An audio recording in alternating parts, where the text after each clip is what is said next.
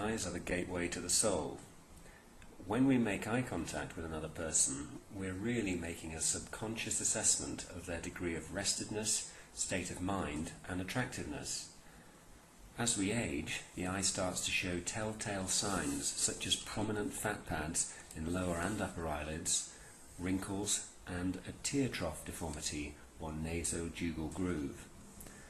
Assessment of brow aesthetics should also be included in any blepharoplasty consultation, as a drooping brow can often exacerbate upper eyelid aging changes through the lateral hooding it creates.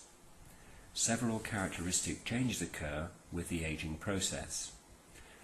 The tissues around the eye are unique in the face in that the orbicularis oculi muscle is situated directly under the skin with nothing in between.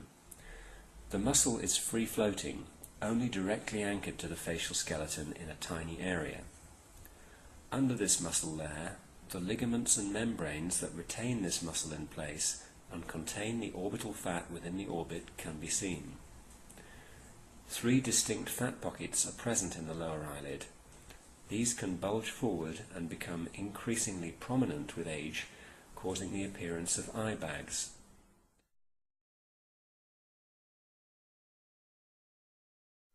In younger patients, a stealthy yet effective method of improving eyelid aesthetics is transconjunctival laser blepharoplasty.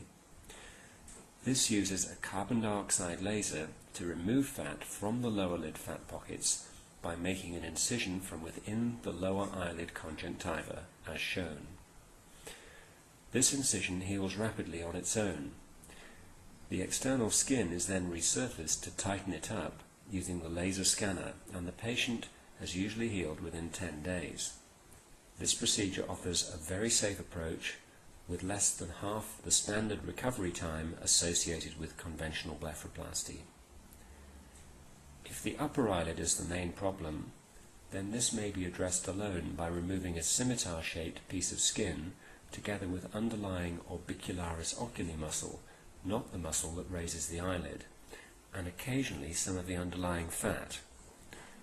This is sutured closed and can help to increase definition of the upper eyelid skin crease and reduce hooding.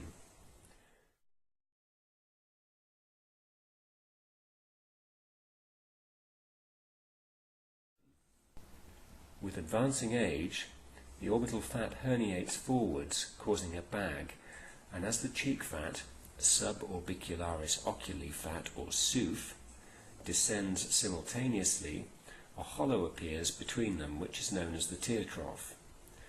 When there are significant aging changes and both upper and lower eyelids are drooping, simultaneous upper and lower eyelid blepharoplasty combined with a canthopexy may be performed. An upper eyelid incision enables not only removal of excess skin, muscle and fat, but also provides access for re-anchorage of the lower eyelid soft tissues to the lateral orbital rim in a surgical maneuver known as canthopexy. The lower eyelid is then approached through an incision just beneath the lashes. This incision is then deepened through the orbicularis oculi muscle, and the orbicularis retaining ligament is freed. The orbital septum, the membrane which retains fat within the orbit, is exposed, including its bony attachment to the lower orbital rim, which is known as the arcus marginalis. Release of the arcus marginalis, combined with release of the orbicularis retaining ligaments, enables the orbital fat to be redraped over the orbital rim and attached to the SOOF, suborbicularis oculi fat, or cheek fat. Changes shown in the lateral view demonstrate the power of this technique.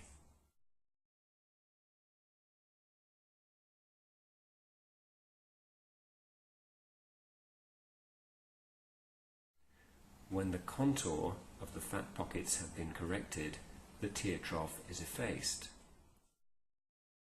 Patients undergoing fat redraping blepharoplasty invariably benefit from simultaneous lateral lower eyelid tightening or canthopexy, a procedure which restores elasticity to the lower eyelid when it has been lost through the aging process. The best analogy for this is to consider the lower eyelid as a clothesline, and removal of skin as the equivalent of hanging heavy wet washing on it. We need the clothesline to be tight enough for the washing not to bow the clothesline downwards, and this retightening is achieved through canthopexy. Here are some examples.